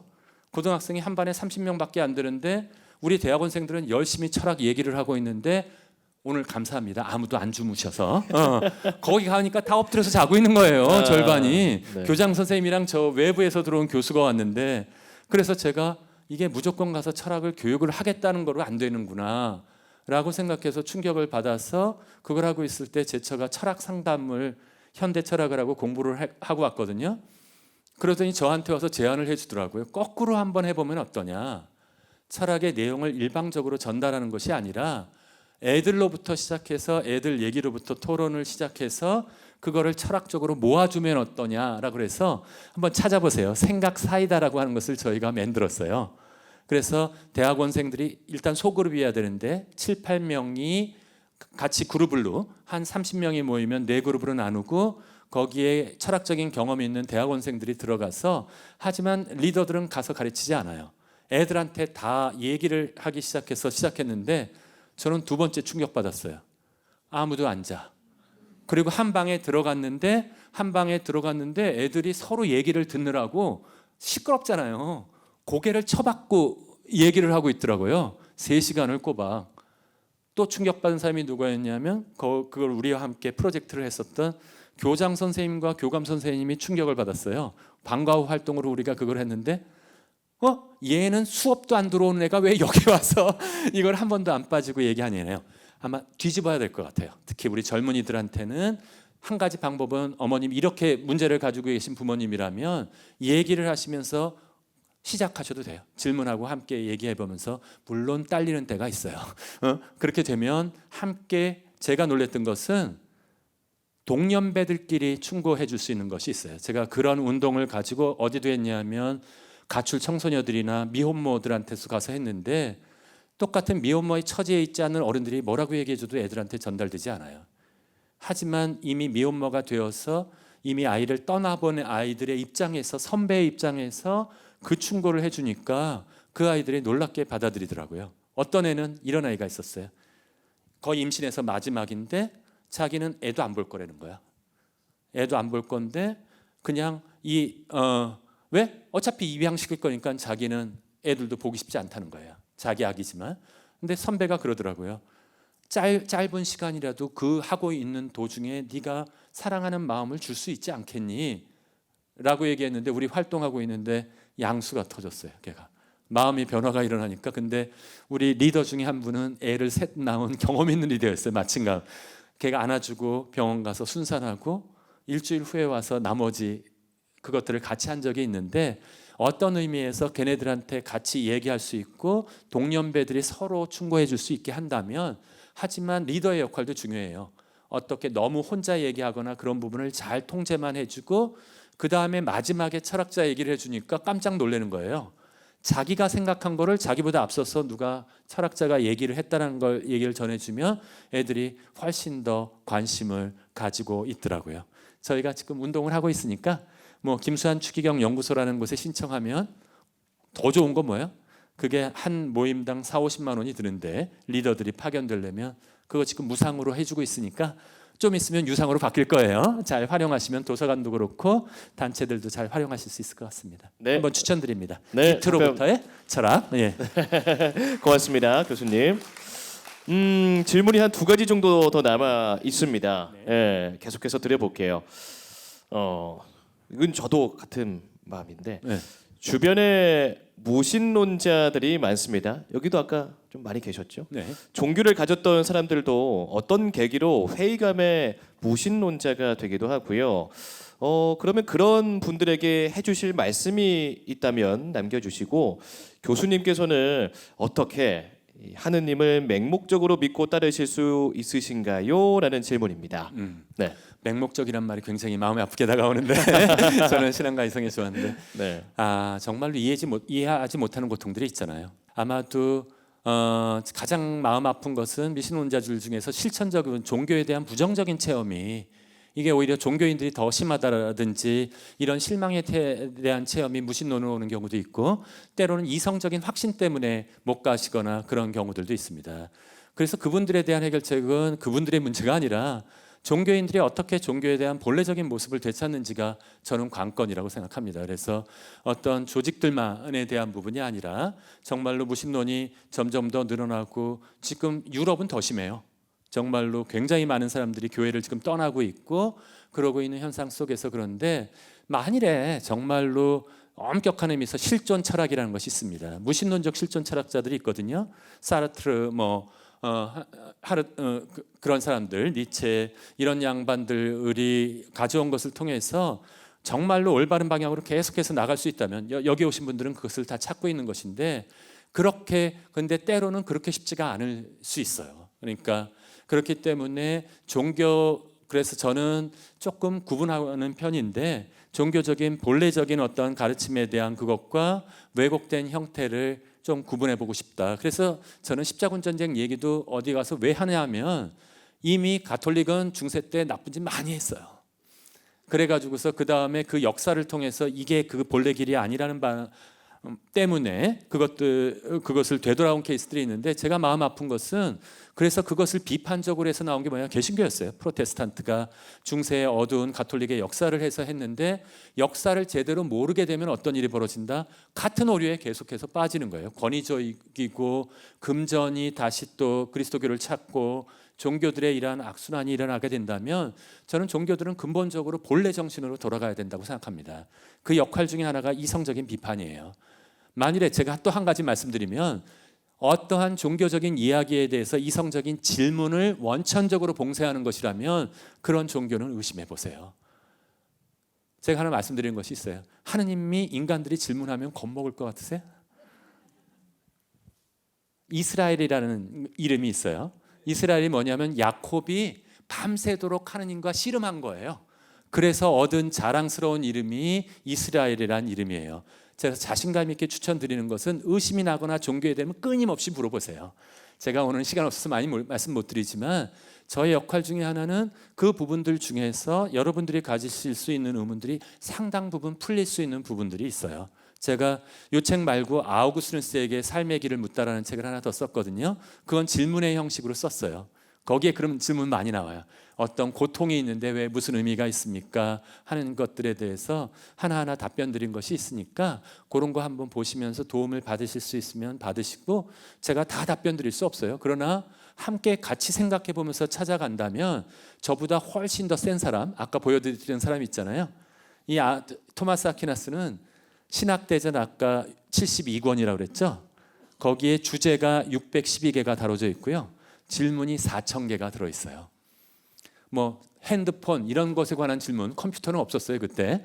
이런 거 자동차만 빼놓고 인간들이 살아가면서 겪을 수 있는 거의 모든 질문이 들어있으니까, 그리고 열심히 저희가 번역하고 있으니까. 근데 문제는 뭐다? 아리스토텔레스의 책과 어렵다. 그래서 제가 아마 다음 해 토마스 아퀴나스의 질문의 형식으로 가톨릭 신문에다가 글을 쓸 계획이니까 한번 같이 여러분들이 질문이 있으시다면 질문 던져주시고 여기다 달아놓으면 제가 어느 편에선가 한번 그 질문에 대한 답변들도 드려보도록 하겠습니다. 네, 알겠습니다. 혹시 지금 또 말씀 이렇게 이야기 나누면서 좋습니다. 끊임없는 질문 네, 저희 기다리고 있습니다. 즉석 질문 한번 받아봐도 될까요, 교수님? 네, 주시죠. 네. 좀 황당한 질문일 수 있는데요. 제가 요즘에 신과 나눈 이야기 그 책을 이렇게 유튜브로 듣고 있어요. 근데 저는 교회도 안 가고 뭐 불교도 아니고, 근데 그런 어떤 그 마음 안에서만 그 종교적인 집단에 가지 않고 그런 걸로 인해서 마음 안에서 그 신과 소통이 가능한지. 근본적으로 불교가 아니라도 요즘에 유럽에서 불교가 굉장히 유행하고 있어요. 정말로 불교가 요즘에 현대화도 많이 하고 있고, 뭐 뉴진스님 그 사람만의 문제가 아니라 정말로 많은 노력을 하고 있고 전통적인 부분에 갖고. 근데 불교가 어떤 의미에서 굉장히 서구적인 문화와 잘 어울릴 수 있는 부분이 있어. 놀랍게 서구는 지금 주체 이후에 자력이 굉장히 강하거든요. 자기의 힘으로 모든 것을 하고 싶은데 그것에 매이지 않고 하고 있는 것과 아주 잘 맞아떨어졌고, 약간 자신들한테 익숙하지 않은 것에 대한 매력과 같은 부분들이 있어서 그런데, 불교와 이 그리스도교 또는 이 계시종교, 사실은 불교는 엄격한 의미에서의 계시종교에는 들어가지 않아요. 자기 스스로 만유계불성해서, 불교는 또 다른 분이 설명해 주시겠지만 그런 어떤 부분이라고 한다면 그리스도교는 자력 구원이 불가능하다는 입장이에요. 그래서 은총이 왜 중요하냐면 아우구스누스라는 사람, 제가 아까 말씀드렸던 그 책에서 근본적인 통찰은, 아우구스누스는 자기가 발버둥 쳤어요. 정말로 자기 혼자 찾기 위해서 모든 것을 했는데 마지막 고백이 무엇이었다? 거기서 넘어지는 거예요. 자기가 혼자 찾아갔던. 그래서 저는 그것이 가능하다고 생각해요. 어떤 의미에서 이런 표현이 나왔어요. 익명의 그리스도인이라는 것이 있는데, 좀 궁금하지 않으세요? 만일에 그리스도를 믿어야지만 구원이 된다면 우리의 훌륭한 조상님들은 구원을 받으셨을까요? 어떻게 되셨을까요? 굉장히 중요한 문제였어요, 신학적으로. 근데 신학에서의 답변은 그리스도가 강생하고 난 다음에만 그리스도가 있었던 것이 아니라는 거예요. 그리스도교의 설명은 아예 태초 때부터, 하느님이 창조 때부터 성자를 통해서 창조하셨다면, 올바른 의미에서, 하지만 그 모든 것을 살아가고 있다면 이 사람은 그리스도교로 고백한 그리스도인은 아니어도 익명의 그리스도인이라고 불릴 수 있다. 근데 우리 조금 더 솔직해지면 우리 인간들이 너무나 약하기 때문에 인간의 힘만으로 나는 정말로 올바르게 다 살았어 라고 얘기하기가 굉장히 힘들기 때문에 함께 걷고 그 공동체적인 의미에서의 저는 종교가 필요하지 않은가. 저는 뭐 철학자로서 돌아가면 기성종교 중에서 어떤 종교든지 어떤 의미에서 정말로 오랜 세월을 갖다가 여과된 사람들이라면 그 핵심적인 진리 안에는 굉장한 진리와 어떤 도움을 줄 수 있는 힘이 담겨 있다고 생각합니다. 그렇기 때문에 본인한테 가장 잘 어울리는 그 길을 하는 것이, 만약에 그렇게 된다면 저는 얼마든지 동의할 수 있을 거예요. 그리고 이방인 또는 패스트 이런 곳에 나오는 것이 있어요. 모든 것을 위해서 신앙이 없는데도 불구하고 너무 헌신적으로 살아간 그러한 무신론자가 있다면 나는 이 사람들이 오히려 종교인이라고 생각해요. 아구스누스도 뭐라 그랬냐면, 몸이 어느 집단 안에 들어가 있다라고 얘기해서 그게 종교인이 아니었어요. 신의 나라에 속한 사람이 아니라 그들의 마음이 하나님을 지향하고 있다면, 선과 아름다움과 사랑을 지향하고 있다면 이 사람들이 진짜 신의 나라의 백성이라고 얘기하고 있기 때문에 근본적으로 배제하진 않지만, 그리스도교의 근본 체험은 인간의 나약함 때문에 그것을 혼자 가기는 굉장히 힘들다. 그래서 도움을 청한다. 뭐 그 정도까지만 답변을 한번 들어보시고 열심히 혼자 찾아보세요. 그러다 보면, 찾다 보면 함께 걷고 비슷한 생각을 하는 사람들이 있다면 모여서 함께하는 그 기쁨도 또 한번 느끼실 수 있었으면 좋겠습니다. 네, 답변이 됐을까요? 네, 고맙습니다. 이어서 끊임없이 질문을 주실 분 질문 한번 주시면 감사하겠습니다. 먼저 질문 예. 받겠습니다. 저 서울에서 청주까지 오셔서 열강해 주셔서 감사드립니다. 네. 좀 약간 다른 주제일 수도 있는데 오늘 이 주제가 서로 다른 문화의 이상적인 조화지 않습니까? 네. 근데 이스라엘하고 지금 그 이스라엘하고 이슬람 문화권하고 유대교하고 이슬람 문화권이 마찰을 해가지고 허구한 날 전쟁을 하고 있는데 그런 어떤 신학적인 입장에서 좋은 해결책은 없으신지 좀 네. 어렵겠지만 예. 벌써 딱 느낌이 오셨죠? 짧은 시간 안에 답변하기 힘들다. 그러고 제가 벌거벗은 세계사 가서 십자군 전쟁을 이야기하러 나간 이유가 있어요. 왜냐하면 워낙 잔혹한 얘기들이 많이 유튜브에서 보면 다 그런 얘기로 가득 차 있기 때문에 나는 그 전쟁을 통해서 무엇을 어떠한 것을 배울 수 있고 전쟁이 얼마나 잔혹한지에 대해서 한편으로 배우는 한편 어떻게 하면 전쟁을 피할 수 있는가라는 걸 얘기를 하러 나갔거든요. 근데 다 하고 나서 마지막에 뒷부분에 얘기하니까 방송이 안 됐어요. 진짜로 내가 얘기하고 싶은 부분이 나가지 않았어. 그래서 일필휘주로 제가 그 사이에 책을 한 권 썼습니다. 십자군 전쟁을 통해서 배우는 평화를 위한 지혜 가제목인데요. 아마 11월에 다 써서 지금 출판 단계에 들어갔기 때문에 거기에다가 제가 7가지 무지개 원리를 담아놨거든요. 한두 개만 소개시켜드리면 가짜 뉴스에 너무 쉽게 현혹될 수 있어요. 그리고 종교가 만일에 전쟁을 부추기는 종교라면 군종하는 것과는 달라요. 전쟁의 극한 상황 속에서 종교가 도움을 위해서 가는 것과 십자군 전쟁 같은 경우는 종교가 부추긴 면이 있거든요. 전쟁을. 그런 전쟁이라면 굉장히 그런 종교를 의심해도 된다. 이거를 가장 강력한 비판학자든 포이에르바흐라는 무신론자가 있습니다. 뭐라 그랬어? 기독교의 본질이라는 책을 썼어요. 그래서 제가 너무 당황한 게 독일어로 된 책이니까 어떤 전도사님이 내용을 모르고 책 제목만 보고 들고 다니고 있어서 내가 당황한 적이 있는데 기독교의 본질에 뭐라 그러냐면 모든 종교는 인간 욕망의 투사라고 얘기했어요.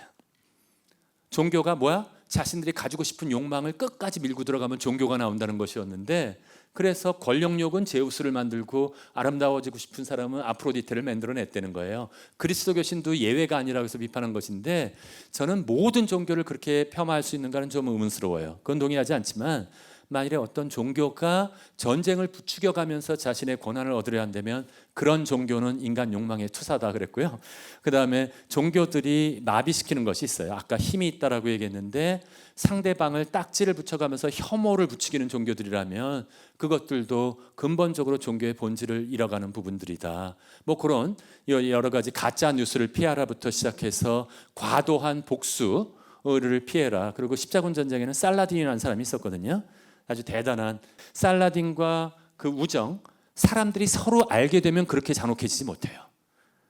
그런데 그거를 모르고 번호로 부르거나 저 이슬람 사람들, 저 프랭크인들, 기독교인들 이러기 시작하면 훨씬 더 잔혹해지기 때문에 서로를 알아가는 과정이 반드시 그것을 피하는 일이고 서로 알아가는데 종교들이 앞설 수 있다라고 한다면 그런 종교를 피할 수 있는 방법이 있기 때문에 혹시 가능하시면 11월 박승찬 치면 뭐 나올 거예요. 십자군에 관한 이야기들을 한번 좀 참조해 주셨으면 좋겠습니다. 네. 네, 짧은 시간 안에 또 이렇게 말씀 감사드리고요. 말씀해 주신 대로 책 꼭 한번 찾아서 한번 읽어보시면 아직은 좋을 것 못 사십니다. 11월 이후. 네. 자, 저희가 시간 관계상 이제 마지막 질문을 받아야 될 것 같습니다. 유사한 질문이었는데 네. 정교 분리가 굉장히 중요한 역할을 중세시대 했다고 생각을 하는데 지금 현재 이스라엘 전쟁이라든가 또는 다양한 국가들에서 정치와 종교가 분리되지 않은 모습들을 좀 볼 수 있을 것 같은데 그런 부분들을 역사를 통해서 배운다면 어떻게 배울 수 있을지 궁금해서 한번 질문드려봤습니다. 네, 그게 사실은 정치와 종교를 반드시 분리해야 하는가? 분리라는 표현은 저는 그렇게 좋아하지는 않습니다. 종교가 해야 할 수 있는 역할이 있습니다. 뭐냐면 사회가 잘못되어 갈 때 정말로 사회들은 아주 손쉽게 너무 욕심적이고 이쪽 방향으로 얼마든지 나갈 수 있거든요. 우리가 요즘에 체험하는 것처럼. 그랬을 때 놓치고 있는 부분들이 있다면 자신의 각각의 종교들의 진리를 바탕으로 해서 그것에 대해서 충고를 할 수 있지만 직접적으로 종교가 그래서 가톨릭 신부들은 정치에 못 나가게 돼 있어요. 금지돼 있어요. 그래서 만약에 정치에 나가려면 신부복을 벗고 나가게 되어 있는데 이게 처음부터 그러지 않았어요. 하도 부작용이 많기 때문에 교회법에 의해서 규정한 거예요. 이게 적극적인 옛날에 한 예를 들면 삼총사에서 나오는 그 빨간 모자 쓴 악당이 있거든요. 그거 가톨릭 추기경이거든요. 그러니까 그런 과오를 범했는데 저는 오히려 지금 그렇게 생각합니다. 여러 가지 난민이라든지 모두 다 그 문제 쉽게 해결할 수 없어요. 난민이라는 문제는 우리 제주도에 조금 몇백 명 들어왔는데 전국이 발칵 뒤집혔었잖아요. 그걸 받아들여야 되느냐 마느냐, 이슬람 사람 와서 성폭행하느냐 아니냐 이런 이야기들을 막 했을 때 그때 용기를 내어서 그렇게만 바라볼 것이 아니다라고 얘기해 주는 역할을 저는 종교인들이 해줄 수 있어야 한다라고 생각합니다. 놀라운 것은 로마 교황청은 중세 때 가장 힘이 강했어요. 군사적인 힘과 재정적인 힘이 그때 가장 부패했어요. 그래가지고 뭐 벌거벗은 세계사에서 막 까는 것처럼 그런 일이 벌어졌는데 지금 가톨릭 역사상 지금의 교황이 재정적이고 군사적으로 가장 힘이 없어요. 바티칸 시국의 땅도 그렇고 돈도 거의 없는데 지금은 프란치스코 교황의 이야기를 듣고 있어요. 람페두사라고 해서 EU에서 전혀 난민의 문제를 해결하지 않을 때 유일하게 지도자로서 얘기한 사람이 교황이에요. 교황이 나타나서 이 문제를 우리들이 해결해야 한다라고 얘기해 주는 것처럼 저는 어떤 의미에서 종교가 그렇게 사회가 나아가야 될 방향, 그래서 제가 김수환 추기경님이 그렇게 그리워요. 지금 어떤 분이 어떤 종교 지도자가 그 나아갈 방향을 제대로 얘기해 주고 계신가요? 저는 없는 것 같아요. 어떤 모든 종교를 떠나서 법정 스님 떠나시고 난 다음에는 뭐 한경진 목사님 다 그분들 다 떠나시고 나서는 우리는 종교인들한테 그래서 우리가 너무 안타까워하는 것이 뭐다? 어른이 없다라고 얘기하는 부분, 그것에 대해서 그래서 모든 종교들은 다시 한번 생각해 보면서 자신들의 역할을 제대로 해야 한다라는 생각으로 답변을 간접적으로 드려보도록 하겠습니다. 네, 말씀 고맙습니다. 우리 마지막 친구, 네. 너무 마지막으로- 열심히 앞에서 들었던 친구 마지막 네네. 한번 기회 주고 싶어서 좋습니다. 제가 드렸습니다. 네, 질문 주시죠. 그 전에 질문보다는 너무 사소한 거라서 좀 아니 괜찮아요. 이상한데 그 라틴어를 이제 전공하시고 네. 라틴어 이제 번역도 하시고 그랬다고 이제 들었는데 사실 이 라틴어가 지금은 또 안 쓰이는 사어이기도 하고 네. 또 굉장히 오래전에 쓰였던 언어인 만큼 문법 요소가 되게 복잡한 걸로 이제 알려져 있는데 네. 그런 와중에서도 이제 라틴어에서만 찾을 수 있는 매력이 있다면 또 어떤 게 있나 해서 여쭤봅니다. 일단은 서구의 가장 많은 고전은 라틴어로 쓰여졌어요. 아우구스누스나 뭐 이런 것뿐만이 아니라 사실은 아까 제가 너무 안타까운 거는 시간을 잘못해서 대학에 대해서 이야기를 말씀드릴 데가 없었는데 대학의 공식 용어가 언제까지 근대 이후에 들어와서도 다 라틴어였어요. 그래서 저는 토마스 아퀴나스의 이런 책들을 읽으려면 라틴어를 제가 익숙하게 하면서 가장 좋은 것은 제한 없이 그 모든 작품들을 들어가서 읽을 수 있다는 거고요. 굉장히 어려워요. 영어로 책상이 뭔가요? 책상이 데스크죠. 이거 단어 하나만 외우면 돼요. 근데 라틴어 어떻게 외워야 되냐면 멘사예요. 멘사인데 이걸 이렇게 외워야 돼요. 멘사 멘사 멘세 멘세 멘사 멘사 멘세 멘세 멘사로 멘시스 멘사스 멘시스 이렇게 외워야 돼. 한 단어를. 그리고 이 모든 단어들 격변화라고 하는 것을 해서 다 외니까 여기서 자지러져서 이것을 좌절은 하지만 이것을 극복해내고 나면 온갖 곳에 성당이나 서구의 중요 건물들에는 다 라틴어로 써 있어요. 자신들의 이력이나 이런 것들을 읽을 때마다 제가 좀 폼 좀 잡죠. 쭉 읽고 나서 이 건물이 뭐라고 얘기하고 무엇보다도 서구의 굉장히 유서 깊은 문화를 직접적으로 들어가서 만나볼 수 있다라고 하는 것에 대해서 굉장히 매력이 있고 사실 그래서 서구에서는 우리 한자 배우는 것처럼 라틴어를 인문계 좋은 고등학교 김나지움에서는 다 가르쳤었어요. 근데 최근에 그것들이 다 줄어들었어요. 그래서 우리나라 한자 안 배우는 거랑 거의 비슷하게 가면서 하게 되었는데 한번 관심 있는 사람들은 적어도 저는 우리나라에서도 라틴어 전문가들이 좀 더 늘어났으면 좋겠어요. 그래서 저는 우리 대학원 오면 석사 때부터 아주 죽도록 이제 라틴어 공부를 시키고 있는데 아마 여러분들한테 번역을 통해서라도 알려드릴 수 있는 기회가 좀 더 많아졌으면 좋겠습니다. 네, 알겠습니다. 네, 마지막 질문까지 저희가 이렇게 받아봤고요. 오늘 또 좋은 말씀 남겨주신 우리 박승찬 교수님께 박수 부탁드리겠습니다. 고맙습니다. 네. 아유,